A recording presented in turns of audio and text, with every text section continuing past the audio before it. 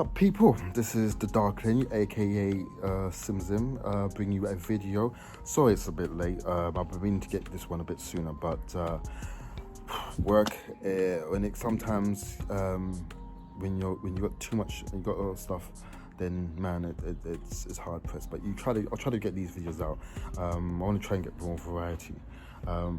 I have made a lot of comments on various posts on various videos regarding all sorts of subject matters. So if you ever see the Darkling SC, that's me, sort of thing. And hey man, if I see something, I critique it. Sometimes there's things that I can't help but comment. Nothing personal, I just have to comment and state it and stuff, whether they like my opinion or not. I'm saying it and stuff, Anyway, that being said, Beast. I went to see Beast in the movie starring Idris Elba, and at the very beginning, I have to say, I had heard a lot of talk about this film. I'd heard that it wasn't that much of a good film, that was rushed, that it really wasn't a film that is worthy to be seen, that was only one to just put straight to the streaming service. Hello, you. Hello. That's Jemima, the cat. If she comes in the view, I'll try to get in the picture. But yeah, basically, it's this idea of feeling that this movie wasn't really catered or centered for this sort of film. So basically, it was so I was kind of like, okay, let me have a little bit of a thought. Let me have a little bit. Come here, folks. So yeah, I thought, okay, let me see. And obviously, I thought, you know what, I'm not gonna like it. I've loved Idris Elba's film, but I thought to myself, okay, I'm gonna do my best to sort of give my honest opinion and see. And I think you probably will see through the BS if I didn't like it. But I've got to say, this film was great. This film was absolutely fantastic. It's got a simple premise, and that's the good thing about it. It didn't do too much. It did just a right amount to deliver what it wanted, and that was a Jaws movie, but in the Serengeti, And instead of there being water, you got covered with grasslands, trees, and wild forests. And inside of a boat, you got a van. It was one of those experiences that was great to see. And the only film I can compare it to is The Heart and the Darkness. Is that the name of the film? That's with Kirk Douglas and Val Kilmer. The Ghost and the Darkness, I beg your pardon. The Ghost in the Darkness. And that was obviously a film that was set in Africa. It was about these rogue lions that were killing people in villages. They had to come in. Obviously, having discovered that, obviously it ends up in quite a grim, brutal, good storyline, a brutal fight. So this borrows a little small premises from that. Again, the film stars Idris Elba. Again, it's about a story about a man whose wife has died due to cancer, and he has taken more the responsibility of looking after or maintaining or holding his kids, his children. And I think the impression I get is that they have lost in touch with their father, because he, being a doctor, he would work so many hours away from the family, and so the children were sort of almost didn't really look at him as a father. They saw him as a stranger. And obviously, when the mother passed away, I think it was a case of, well, okay, I need to reconnect. And that was the whole point of the film, was for him to reconnect with his children. And obviously using the backdrop of the horror aspect of the line being that connecting factor. So yeah, through that alone, they go to South Africa through the reserves. They what did they do? They stay with one of his friends. Then they go obviously look around, and obviously they were going to go and check out the safari aspect. Obviously due to that, then they got confronted with killings, death of human beings, and that's, which is weird, because obviously the killings have been or scratches, and that I almost have been identified as a lion, but then the saying is that the lions don't normally kill like this or don't do this, but henceforth there's something that's killing all these people mercilessly, without cause, maliciously, viciously, and again, it's almost like a wondering upon like who or what could be it.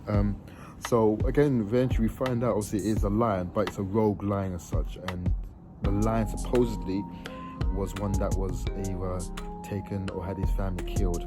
So I think it's going on a rampage, really, just naming, cutting, slicing, killing anything that walks on two legs, and the humans posed that threat. It's a simple premise of a movie, simple but effective. Again, it was like a Jaws on land. Again, the lion itself was a character. It was vicious as well. You felt the premise. Obviously, it was a CGI. But I thought the CGI was okay. And it made, obviously, the lion, they had to make it as realistic as possible because they didn't want to make it so out of character that a lion wouldn't do that. But again, this is almost a lion that almost became a demonic creature because it felt possessed, because he literally wasn't a normal in the sense that he would react towards the situations. So yeah, it was scary at some points. It was very terrifying. Well, there was two jump scenes that I felt that caught me off guard, but they were great. Again, the ending, I really liked the ending. The way they ended it was very good. It was almost to what I expected them to or hoped they would, which they did, which I'm happy about. It wasn't cheesy. Obviously, there were some parts that were a little unbelievable, I think. But then I think if you're going to play against the strengths of what you're trying to deliver, then yeah, that was kind of the only way you could really do. But no, but I think what it does, it delivers a story, again, with the help of the director. I forgot the director's name. Here we go. Hey, Joanna. Look at that. She's off. She doesn't want to stay for the video. But it's all just talk of big cats, making her jealous. But yeah, no, the director definitely has a great way to film. You know, there were moments that we were watching that were just long shot cameras. Like, there must have been almost like 5 minutes long. It was like a long scene and of just dialogue, which is great because it kind of brings you into the movie. You know, sometimes when you cut and edit, it kind of takes you a little bit out because you're trying to almost pivot and go into the next scene. But with this one, it was literally almost 5 minutes scene from one, 5 minute scene from another. And yeah, obviously the way the camera was panned and the way it kind of focused and whirled around definitely gave you a very open premise of like, this is an open, dry landscape, and it's literally almost Idris's family and this lion. They were the only ones there, and you know, one of them was gonna make it out alive, you know. But yeah, no, the killings were obviously mercilessly. It was like, definitely, it caught me off guard. It definitely was one of those films like that just tugged it. I did feel sorry for the lion, and in regards to what you think or how you think the reason for the killings, you then look at it or why he was doing these things, and although it probably wasn't stated clear, it was almost suggested these were the things that we're doing and why he was doing it. But no, the movie itself works for me, and again, like I said, it doesn't do too much, but just does just as much, just as right, and that's what you need to do. Yeah. But yeah, but I think again, like, it's all about sort of delivering that experience that people want to see. They don't want to have something that's overcomplicated, that's too much for something like this. It doesn't need to be. It had to be just simple, which it was, and it did work really well. I can't see there being a sequel, and I think obviously it was a one and done sort of movie, and it's yeah, it holds up so well. I think it holds up so well. They could have probably put it to Netflix or Amazon or whatever service streaming that they would, but no, I'm glad I saw it at the cinema because you can deliver that experience, and I think these kind of films need to be seen on a big screen, not on a small screen.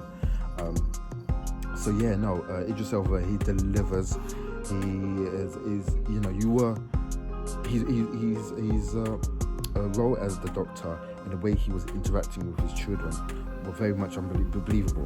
You know, I love that feeling of that security that him as a father was trying to do, and him trying to protect. And it's almost like he knew that he had lost so many years with them, and he knew that he had to make up for it. But through the film, you see the progress, you see the connection, you see the reconnecting, you see the ways of how they connected. And although these are tropes and these are things that we've seen familiar in films, for this it worked. It really worked. No, I definitely really loved it. I think it again, there's some movies that are just a simple premise, doesn't have to be too much, but if it does it just right and well enough to execute, and it's all about the execution, then it's fine. So yeah, I don't really give grades really to films, but if I had to, I would definitely give Beast A-, B+ at least. So if it's still in the movie, still in the cinema, do watch it. It's a great film. You won't be mad or won't regret it. That being said, that's it. That's what I can say really. I just wanted to give my feedback on that because I was anxious to really give my account on Beast, and I think it's one of those films that I don't feel like gets more mention. But yeah, that is that. That being said, thank you very much, and catch you soon. Peace.